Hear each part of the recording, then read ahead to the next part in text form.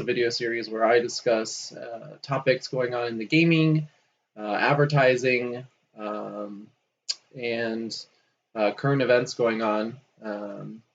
These videos are meant to be low editing, low production, mostly just uncut and very minimal effort.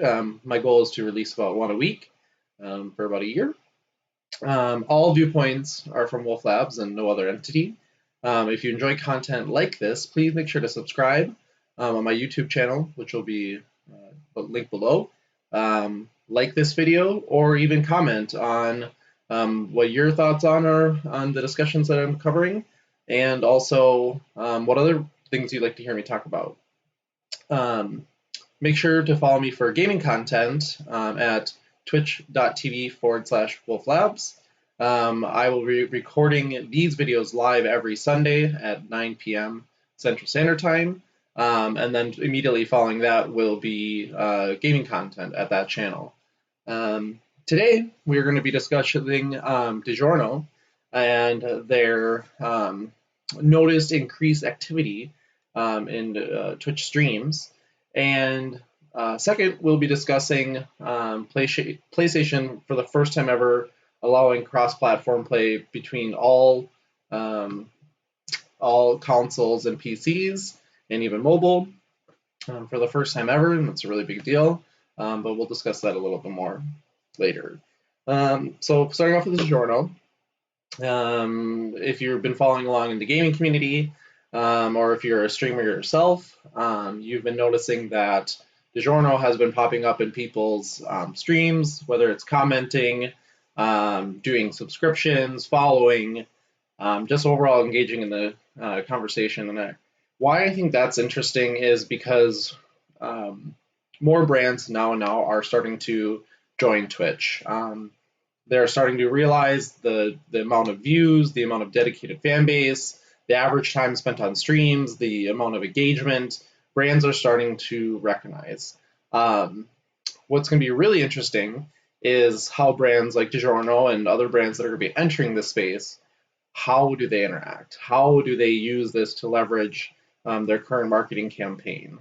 I think you're going to see a lot of companies be decent at it, and I think you're going to see brands maybe swing and miss at it. Twitch is a very unique community in that you have a captured audience for a long period of time. I've seen numbers before where there's more average time spent on Twitch than YouTube. It is second behind average viewing at YouTube.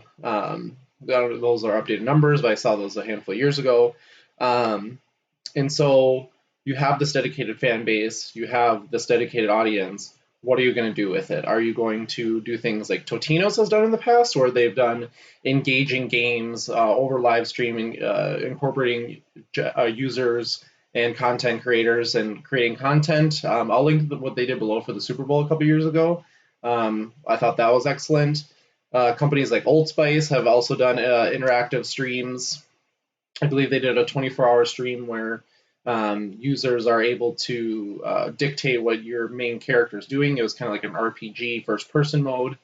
So I'm really curious to see what Digiornos does in this space. And why does this matter?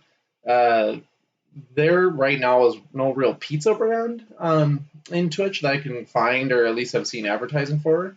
And right now it seems like they're doing basically the free version of it. Twitch has obviously media packets or media plans that include, page takeovers or video sponsors or bumpers on the beginning of streams or at the end of streams. But right now they're all about engagement, one-on-one engagement, two-way conversations with streamers. So I'm really interested to see what they do moving forward, and kind of what their plan is, and if this is truly their customer and how they're going to interact with their customer directly. Side note, if Digiorno, you're looking for a sponsor, let me know. So I'm excited to see what Digiorno is going to be doing. I'm definitely going to be following along. The second thing I want to talk about is PlayStation.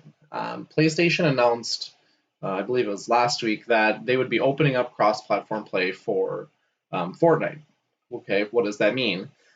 Right now, or excuse me, a couple weeks ago, PlayStation users could only play with PC players and other PlayStation players. Xbox and Switch allowed themselves to play with each other, which was a very big deal in the quote unquote console wars of however many years these consoles have been out, and PC as well, and mobile. So for the first time, PlayStation allowed everyone to play with everyone. They had taken a firm stance for many months that PlayStation was the best place to play, and they didn't want to risk their gamers play with all these other platforms, and basically positioning themselves that this is the only place that you should play. Blah blah blah blah. Now, what did that mean for gamers? They didn't love that. A lot of young kids and adults, their friends may have Xbox, but then there's other friends that they potentially meet, or kids from school or college, or you meet in a community or whatever, and you have an Xbox and they have a PlayStation. You can't play together. Fortnite was made to be able to play with everyone, and that's why they pushed it to mobile, which was a big deal, and every single platform possible, or console, I should say. And that was, they wanted everyone to play.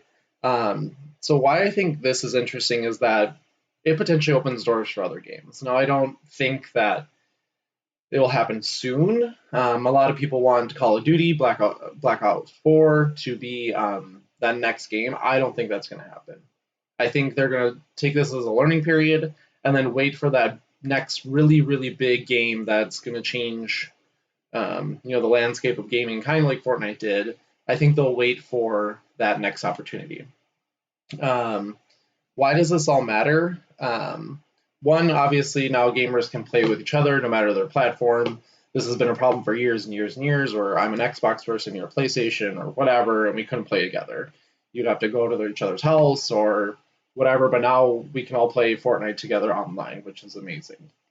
The other thing is that I believe now Fortnite will get a bump in actually users and time played and all of those fun stats, because Fortnite's now in season 6. For what that means is it's basically been around a year, 6 different seasons where things have changed or storylines. A lot of people believe Fortnite's viewers and playing is going down, but IGN actually just put out an article the other day, last week, saying that it's actually been the highest possible, or it's been the highest it's ever been.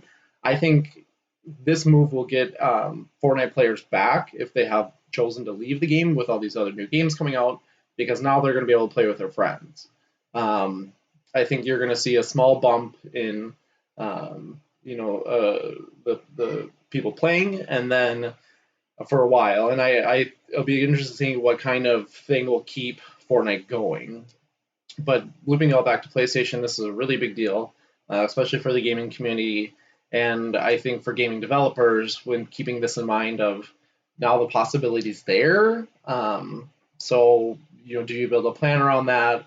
If you're the big or the big games that, have your game on every platform, are you going to consider this? And I think it's going to be really interesting moving forward. That's all we have for this week. Thank you so much for stopping by. Again, if you enjoyed the content, make sure to subscribe to get in a video every week. I also, on my YouTube channel, upload gaming content. Also, make sure to like this video. I would much appreciate that. And then also comment on your thoughts on Digiorno joining Twitch and PlayStation finally opening the door to cross-platform. And then also any other things you like to talk about. Thank you so much, and have a good one.